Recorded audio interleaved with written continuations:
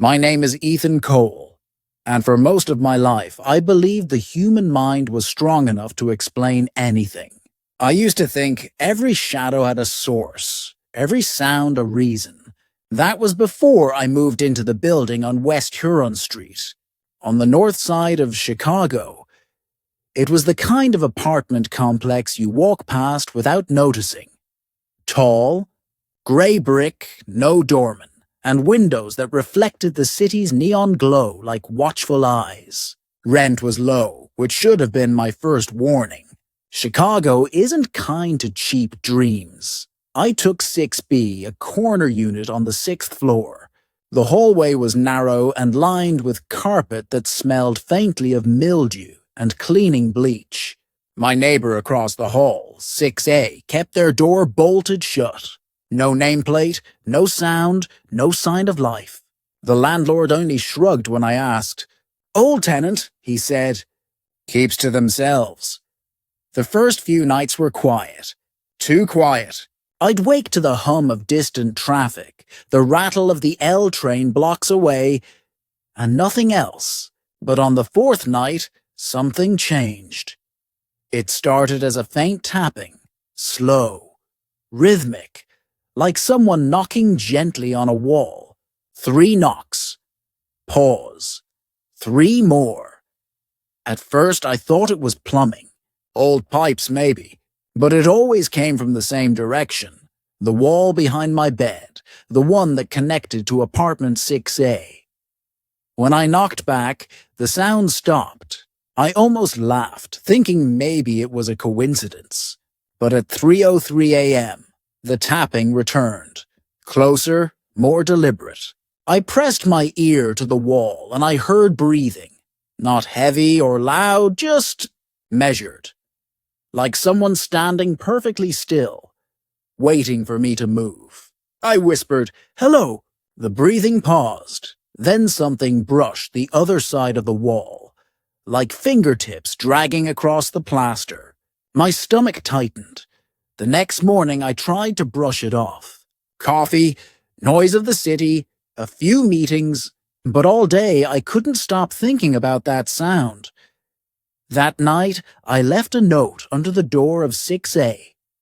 "Hey, sorry if the noise bothers you. New neighbor, Ethan, in 6B. When I left for work the next morning, the note was gone.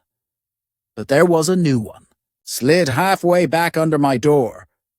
I'm not the one making the noise. Over the next week, the building began to feel different. Elevators groaned longer before opening. The hallway lights flickered when I passed. The air always felt colder outside 6A's door. One night, I came home late and noticed light seeping from under that door, a faint, reddish glow, the kind of color you see behind closed eyes. I hesitated, then knocked softly. No answer. The light dimmed until the crack went dark again. Inside my apartment, my reflection in the window caught my eye.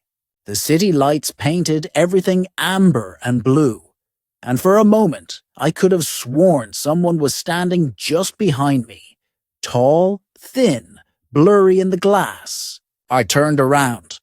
Nothing. Sleep came in fragments. Every time I drifted off, I dreamed of that hallway. Empty, except for 6A's door, which pulsed faintly with red light like a heartbeat. When I finally woke, my phone buzzed. A text from an unknown number.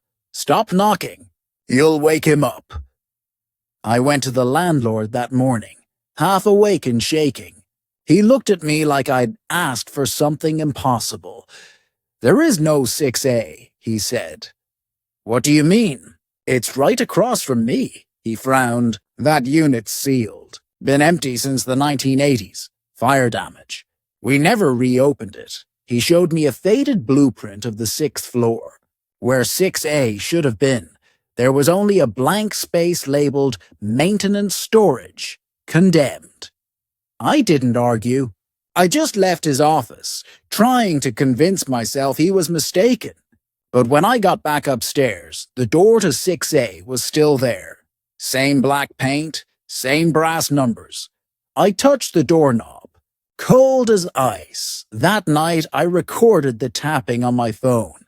I played it back the next morning, expecting random sounds. Instead, I heard my own voice whispering through the static, "Let me out." I hadn't said that. A friend of mine, Marcus, is a photographer. I asked him to bring his camera, just to prove I wasn't losing it. We stood in the hallway while he snapped photos of 6A's door. Every shot looked normal except one, the final image. In that photo, the door was open, just a crack, and inside, barely visible, was a figure standing in total darkness. Marcus swore the door never moved. He left right after, pale and silent. Later that night, I printed the photo and left it on my kitchen counter. When I woke the next morning, the photo was gone. In its place was a small scrap of paper, torn from the same notepad I'd used for my first note. He's awake now. Sleep stopped feeling like sleep. I'd close my eyes and find myself standing in that hallway, facing 6A's door. Sometimes it would be open, sometimes not, but I could always feel something on the other side, waiting, like a held breath ready to exhale. In one dream, I walked inside. The air was heavy, thick with dust and the faint scent of burnt wood.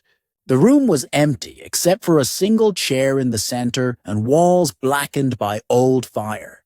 In the corner, a shape moved. It looked like a person, but its head tilted too far to one side, bones bending the wrong way. When I woke up, my pillow was streaked with soot, real soot.